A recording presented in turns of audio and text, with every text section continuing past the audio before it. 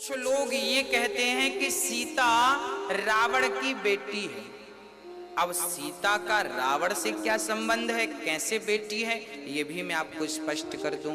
ऐसा विद्वान लोग कहते हैं। ये बात कहाँ लिखी है मैं जानता नहीं हूं, पर संतों के मुख से सुनी है तो आपको सुना रहा हूं। ये सीता की सच्ची चर्चा तो यही है कि सीता मां पृथ्वी से प्रकट हुई है।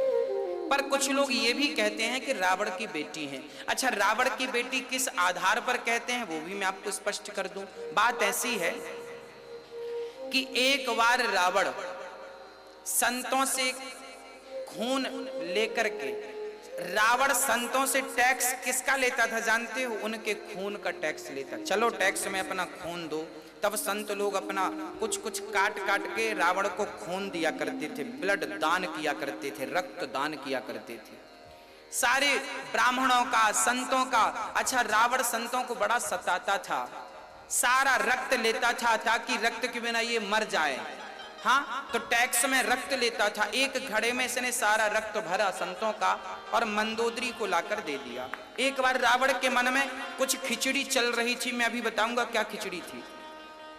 खिचड़ी ये थी, रावण जनक से बहुत जलता था, क्योंकि जितनी सुंदर लंका थी ना, उससे कई गुना ज्यादा सुंदर मिथिला थी।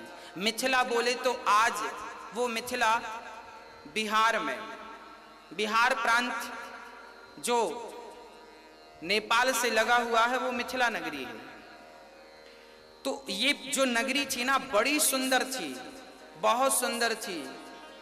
तो रावण जलता था जनक जी से कि इनके पास इतना वैभव है, इतनी संपदा है। तो रावण ने एक दिन सोचा कि संतों का रक्त इनकी जमीन पर गाड़ दूंगा तो जहां संतों का रक्त होता है ना वहां बारिश नहीं होती, बारिश नहीं होगी, इनको सूखा पड़ जाएगा, संत प्रजा श्राप देकर नष्ट कर डालेगी। तब संतों का रक्त इकट्ठा किया रावण ने, और इकट्ठा करके और वो मंदोदरी को देता है कि जरा तुम संभालना, हम आएंगे ले जाएंगे। अब रावण अपने काम से चला गया।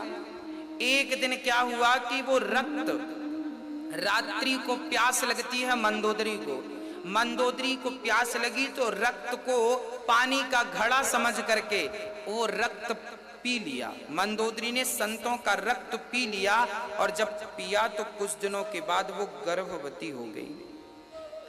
एक दिन रावण से मंदोदरी ने कहा, जब मंदोदरी गर्भवती हुई तो रावण से कहा मंदोदरी ने कि हमने सुना है कि आप गर्जना करते हैं तो गर्भवती नारियों के गर्भ गिर जाते हैं। रावण बोला, गिर तो जाते हैं, तो एक बार हम आपकी वो गर्जना सुनना चाहते हैं। मंदोदरी ने कहा, सुनाइए। अब रावण पहाड़ पर चढ़ा और गर्जना की। जब गर्जना की तो मंदोदरी जो गर्भवती थी गर्भ गिर गया। गर्भ गिरा तो उस गर्भ को उठाकर मंदोदरी ने उसी घड़े पर डाल दिया, और रावण आया तो बोला, मैंने घड़ा दिया था, कहाँ है? बोले, ये है। वो घड़ा ले जाकर रावण ने जनक की नगरी में गाड़ दिया। इसलिए गाड़ा कि यहां पर बारिश नहीं होगी, संतों का श्राप लग जाएगा, संतों का रक्त है इसमें। पर उल्टा हुआ, उस मंदोदरी के गर्भ से जो गर्भ गिरा अब वो घड़े में था, और पृथ्वी माँ ने उसका लालन पालन शुरू किया। और समय जब हुआ तो जनक को स्वप्न आया, और जनक ने सोने के हल से जब खोदा तो वहां पर एक कन्या उत्पन्न हुई, वह सीता थी। चूंकि वो मंदोदरी के गर्भ से निकली थी, इसलिए कहा जा सकता है कि ये रावण की बेटी है। इसके कोई सबूत नहीं है कहीं, ये बात केवल मनमुखी सुनी है हमने संतों के मुंह से, वो आपको सुनाई है। हाँ, अब रावण तो रावण ब्राह्मण था, सब कुछ जानता था। रावण जान गया कि ये मेरी बेटी है। अब आगे मैं आपको सुनाता हूं। इस हिसाब से रावण सीता का पिता हुआ। अच्छा, यहां पर आप देखेंगे जब सीता स्वयंवर होता है ना तो रावण भी आया था।